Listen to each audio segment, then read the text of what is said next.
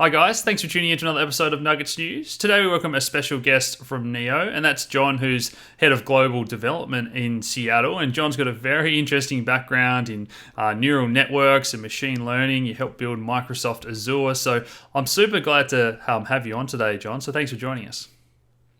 Alex, the pleasure's all mine. Thank you for having me. I know I followed your show for a long time, and it's truly a privilege to be here, my friend. Thank you. Awesome. So look, Neo is one of those projects that got a lot of hype, and then it's come back down to earth. But I know they got you on board because of your history. So maybe talk about your background. I know you got into cryptography and Bitcoin very early on. Certainly, yeah. So I'm from India originally. I grew up in Tanzania in East Africa, and so I actually speak Swahili if somebody cares. Um, did my PhD work in machine learning. Yes, you're right, in neural networks. Many years there, long before it was cool. And spent again, yes, about 16, 17 years at Microsoft. A variety of things. Yes, I worked on the incubation of Azure, built the architecture for the early .NET platforms, built developer tools, and a whole host of things there along the way. I first, I guess you could say, crypto was around 2011, 2012. I read the Bitcoin white paper. It was just an amazing piece of work, mind blowing in terms of the technology, the architecture. Yeah. However, at that time, I was not a speculator, and so I did not speculate significantly. Secondly, to my own, I guess you could say, detriment, I didn't see the platform implications of blockchain. It took me a while.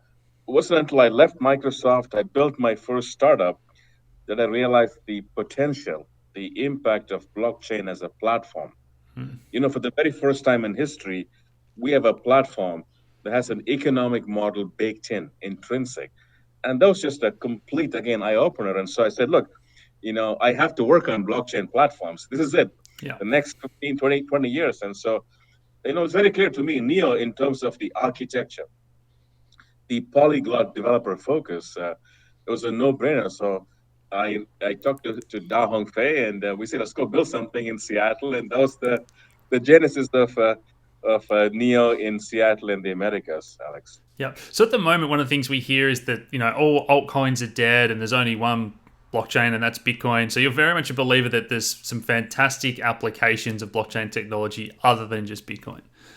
Oh, absolutely, absolutely. I mean, anybody who says there's only one coin or one chain, I mean, absolutely. Look, I mean, what are they smoking, right? And secondly, look, we've seen in technology, there's always this very diverse set of capabilities. I think the future is one that's multi-chain. And also, anybody who's calling winners and losers at this point, this game is so early. I mean, we're probably what, if you're a cricket buff, probably playing what? I mean, the first day morning play. Yeah. We got so much play to go. I mean, this is just the beginning. I tell people, it's almost like for me, I can watch the trailer right now, but the movie so far away. So to say somebody's a winner, lose, we'll see ups and downs. We'll see, troughs and peaks, but it's too soon, Alex, to call winners and losers. Yeah, and I wanted to keep this conversation really honest. I know everyone appreciates it at home, and Neo was one of those projects that got a lot of hype, and it was one of the best performers. And recently, it's probably been one that's been hit the hardest. So, what was that like for you from the outside looking in, and when you got on board? How did you see all that unfolding? So it's a very good question, by the way, and thank you for wearing the Neo shirt. We certainly appreciate it. That's all. Yeah. Uh, yes, so you're right. I mean, I think the coins, and including Neo, we've gone up, we've gone down. But again, I want to emphasize, this game is so early. We're going to see some speculators, we're going to see some traders, but Neo is quite unique, as you know, Alex, in the market. We have a singular focus on building a platform. And so for us, the coin, upswings and downswings are only kind of, short-term things. Our goal is we want to digitize real-world assets. It's a very clear mission. We're building out the tools, the capabilities, and so we see so much. I mean, so much in terms of the potential, the opportunity.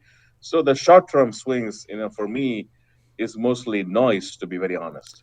Yeah, and I know, like a lot of projects, they're sort of fallen behind in terms of where they would have liked to be on their roadmap and scaling. And I know, like Neo's come out with this new 3.0 and the scaling that you guys are talking about. So, what is that situation? Did you run into some headwinds, or was it just finding developers like all projects? And sort of what's the progress and where's it all heading? Oh, yeah. So it's a very good question. We're making very strong. In fact, last week we were all in Shanghai. The core developers, the communities, obviously doing our planning and discussions in terms of Neo 3, making very strong progress. We are particularly enthused by the focus on the core architecture, the VM enhancements, the performance, in particular, NeoFS, NeoID, as well as the developer tooling. Of course, we're also making some gas and pricing model changes. So we are very enthused. It's a long-term play. You will see Neo, obviously, the testnet coming up very shortly, then multiple, alpha and beta releases, and eventually launch sometime, early next year. So very, very enthused. It is a multi-chain world. We're also working on cross-chain interop and protocols. We want to be out there at the forefront to be able to innovate and enable multi-chains. We don't we could be very selfish and say Neo is it, but that's not the truth. It is a polyglot multi-chain world, and we want to do our part to make sure developers can build on Neo and work with other chains, including Bitcoin and Ethereum and so on. Yeah, we're seeing all sorts of interoperability projects as well as the chains that are trying different things. So maybe can you dumb it down for the audience at home, the beginners, because most people are familiar with Bitcoin and proof of work, and they've sort of got their head around proof of stake, but there's a bit of a scale between centralized and decentralized and the trade-offs to get higher throughput and that kind of thing. So how would you describe Neo maybe very early on when there were far less nodes and sort of where it is now and where it's going? So it's a fantastic question. So I would say, if you look at consensus, which is the idea of how do nodes come to some agreement, broadly, there are two high-level approaches. One is the so-called Nakamoto consensus, which is probabilistic. Now, it could work for cryptocurrencies. However, the challenge with Nakamoto consensus like POW and POS is it is probabilistic. There is no true finality. And so, like Neo, if your focus is building and digitizing real world assets, you cannot live with probabilistic finality. Yeah. Either it's in or it's out. And that's why we chose the Byzantine fault tolerance, so DBFTs are innovation, because we have to commit to true single block finality. This is what we do right now. Yeah, and for people at home to dumb that down even more, I guess proof of work, in theory, there can always be someone that's mining a longer chain or doing more proof of work. So when you say there's no finality, you're always going off the percentages that there's a 99.9% chance that no one's mining a longer chain. But what you're saying is in the real world, we need things to be 100% guaranteed. So Byzantine fault tolerance uses a 2/3 majority. So once it's final, it's final. Absolutely. No, you're right. Absolutely. Yeah. Once we have a block committed, it's committed, right? And you're right. In POW and POS, there is always the probability. And to digitize real world assets like property and automobiles and so on, we really couldn't afford to do it that way, right? That's kind of why we chose the DBFT model and we proceed. Now back to your multi-chain question. So you're gonna always there will always be Bitcoin, there will be Neo, there will be obviously Ethereum and so on. And in a multi-chain polyglot world, we want to enable transactions. You may want to move assets, you may want to move crypto tokens, currencies. So making transactional integrity of these across multiple chain is a critical feature. Yeah. And that's what we will see as we launch and obviously share the Neo cross-chain protocol in the coming months. Yeah, so you've spoken about file storage and ID of these different real world assets, but I know gaming is something that's just exploding at the moment in the real world, and that's something that you guys want to get into as well? Absolutely. Gaming is always big for us. It's always been big for us in Neo, and for good reasons, right? Obviously, we have a very good platform for assets, and gaming is around assets, fungible and non-fungible. Furthermore, the way I see it is, in the real world, there are many white blood cells fighting back. There is friction. There is impedance, right? In the gaming world, there are no white blood cells, so we can try innovate and obviously push the envelope. And my belief is that what we see first in gaming, eventually we'll see translate into the real world. It's a very good test bed, test ground, if you will. So we like the innovation in gaming. We love it. We appreciate it. We support it, and we know fully well. Eventually, in about 2-3 years, all those innovative models will be real in the world we live in out there. So, am I understanding you correctly when you're talking about white blood cells and friction? Is that when we're pushing the barriers of money and finance, where I guess we're upsetting a lot of people, interrupting the apple cart? But what you're saying in the gaming world is there's not these powers that be, and you're not interrupting big corporations, so to speak. So there's a lot less friction. Precisely, right? I mean, there are things out there that do not like the pace of change that we are pushing for, and gaming, obviously, like you said, yeah, you're right. Yeah. There is no one sort of holding the legacy back, and which is goodness. Yeah. It's very good. So recently, you guys committed a lot of money to the developer fund. I'm not sure the name of that. Maybe you can elaborate. But the Ethereum Foundation has been criticized for maybe not giving enough money to different projects. So some people are taking a sort of slow and steady approach. Are you guys saying, look, now is the time to spend up big and attract developers? What's going on there? It's an excellent question. So first of all, as I've been a developer all my life. I've built platforms throughout my career. There are three things that developers look for. One is the platform, a core, stable, architecturally sound platform. Second is developer tooling to build applications. And third is money to start up and sort of innovate out there. So we strongly believe that we're in a phase where, all three are critical. And Neo 3 in the architecture, the Neo blockchain toolkit in terms of tooling, and then EcoBoost. EcoBoost is the name of our fund. And we have ring fenced about $100 million, globally, worldwide, for the purpose of incenting developers. And I believe it's about 50 times the next largest in terms of Ethereum and their investment.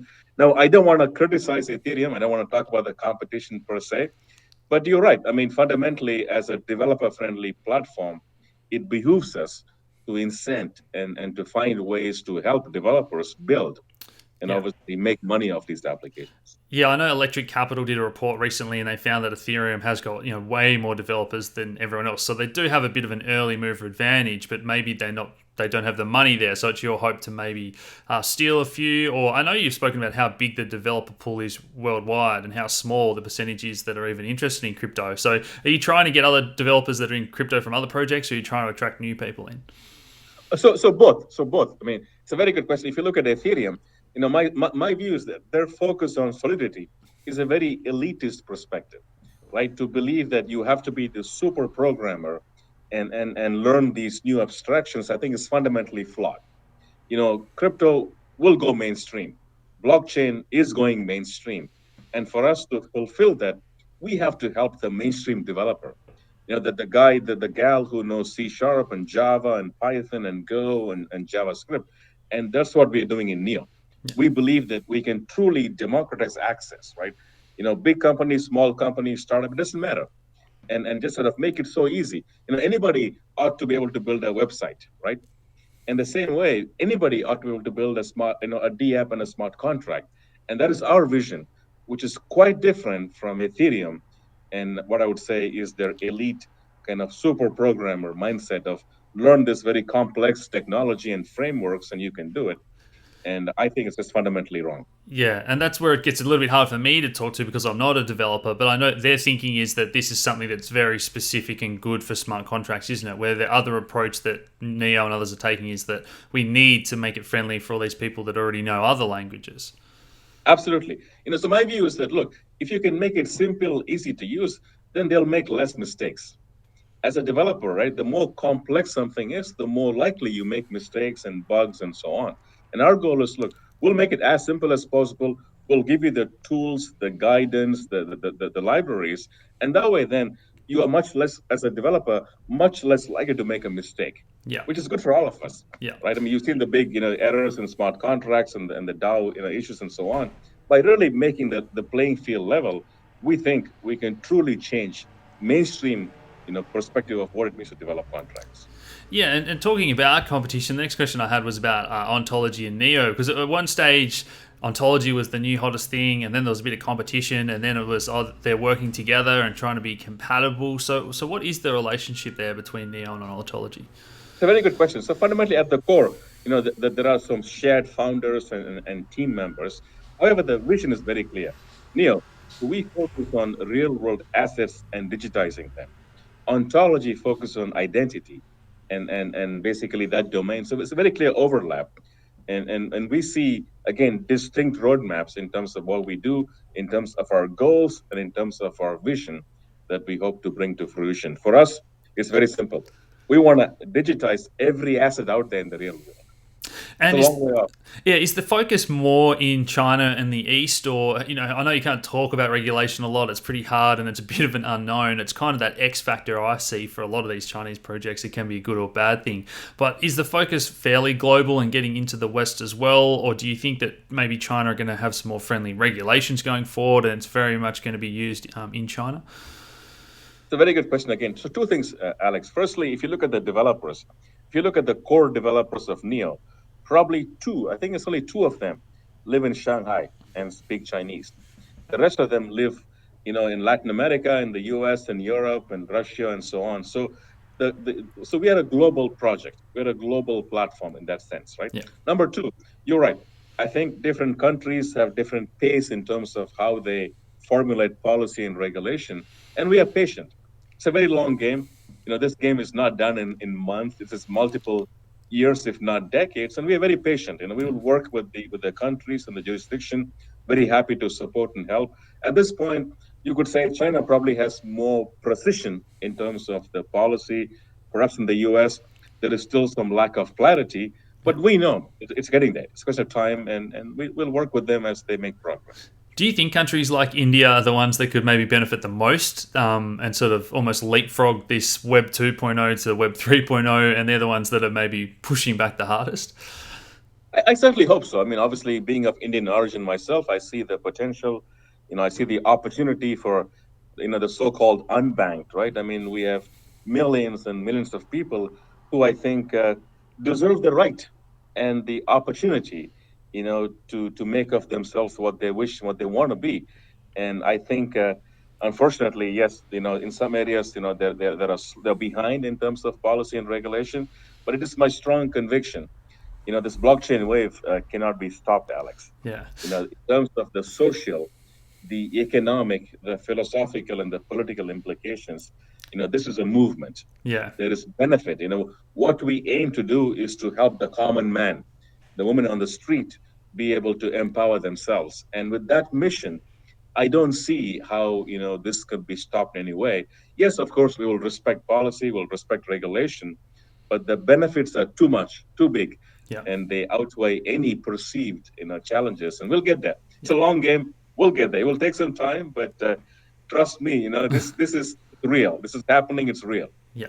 So recently we've seen a few projects leave Neo. So I'd be interested to hear your feedback on that as well. But one of them in particular, went to Binance Chain, and I very much think that this going to Binance Chain is a bit of a marketing thing because they've got the trading volume and it's more about the token and whatnot. I don't necessarily think they've got better technology on Binance Chain by any stretch. So I know you can't say too much on that maybe, but what can you say about all that? So good question. I don't want to dwell on the competition per se, but you're right. I agree. Firstly, there will always be flux. People will move back and forth. It's good for the ecosystem. It's good for innovation. It's certainly good for cross pollination. And number two, yes, some chains, especially if you're an exchange, I think you can offer some unique advantages in terms of perhaps listing and marketing and so on. So we see goodness, we see proliferation, we see innovation. We are very happy to support and work with Binance. At the same time, we believe very strongly that we have the most innovative, developer platform out there, and we build on it and we do more in terms of innovation and features. But yes, there will be folks moving back and forth and up and down, and that's the nature of the game. Yeah. And the final question I had was more about the tokens. So, Neo and Gas, and there was speculation about both at one stage there. So, how do the two work together? Because I know it's a lot more simple maybe with something where on Ethereum where it is the token and that's also how you pay the gas versus the projects that have two different tokens. So again, an excellent question. You're right. In our case, we have two distinct abstractions and two different tokens. Now, at first glance, it might seem simple to have one token. However, in my opinion, the fact that there are two distinct abstractions actually makes it easier for developers to think about how they pay for the app usage and then the crypto token itself, which is different. So the token serves a purpose, gas serves a different purpose. In a place like Ethereum, you have to work the mental model of what is the ratio and how much do I need of ETH to pay for the application. For us, it's simpler. As a developer, worry about gas, don't worry about Neo. as a crypto in a speculator or a trader, worry about Neo, don't worry about gas, which I think is actually a cleaner and maybe a simpler model all up in the long run. Yeah. Do you have any thoughts on? I know EOS run into a lot of trouble when people start hoarding RAM and things like that. Is there sort of anything unforeseen that you're worried about with that the models that other people are doing, and you think that Neo has the best model? I certainly think so, and you will see us obviously with three, do more innovation on the pricing and the economic model. We're always learning. We're getting feedback from developers. We are learning. We're making progress. Like I said, this game is a long game. It's a very long game, and we will see in the next 6 months, 12 months, next 2 years. You'll see us. We're not going to be, sitting back and relaxing, right? We're out there in Shanghai and in Seattle across the world. We are pushing the envelope, and we learn. We get feedback. We're not perfect, and certainly thanks to our developers as well as our customers out there who tell us what they like, they don't like. So please, my ask is, if you like something, tell us. If you don't like something, tell us as well, and that's how we will improve and make Neo the best developer platform out there for everybody. Fantastic. Well, anything we haven't touched on, John, you feel is important for people to know at home about Neo or anything else you guys are doing? Certainly, yes. I would say the work we're doing on tooling for developers is quite unique in the market, Alex. And so I would recommend people, you don't have to be a developer. Just try out the tooling, play with the toolkit, build a simple smart contract. I think it would always help you to have a better view of the architecture and the Neo system by building something. Give us feedback. My goal is to basically look, there are about 21 million developers in the world out there. I want to make every one of them a Neo developer, and we get there one by one. Do you have any favorite dApps that are on Neo, or where do you think we are in this whole market cycle? I kind of think we're starting to see a few spring up, and that might be the cause of the next wave of excitement and bring more people into the space. So, is there anything that you're watching in particular that excites you? I like a lot. I'm a big fan of many of them. I want to be careful about which one I might say publicly. But I think most recently, you look at Nash, you look at things like Moonlight. There's some very, very innovative work happening there. There is the Guardian Circle work happening. Really, there's a lot of stuff, and I don't want to, pick any Yeah. as my favorites, but I think certainly across those three, there's a good cross section of true innovation and leadership on building the apps, Alex. Fantastic. Well, I hope you guys have enjoyed that at home. We'll definitely have to do this again in future and check in, John. But thanks for joining us today. Definitely. Thank you, Alex. Take care then. Have a good day. Thanks, guys.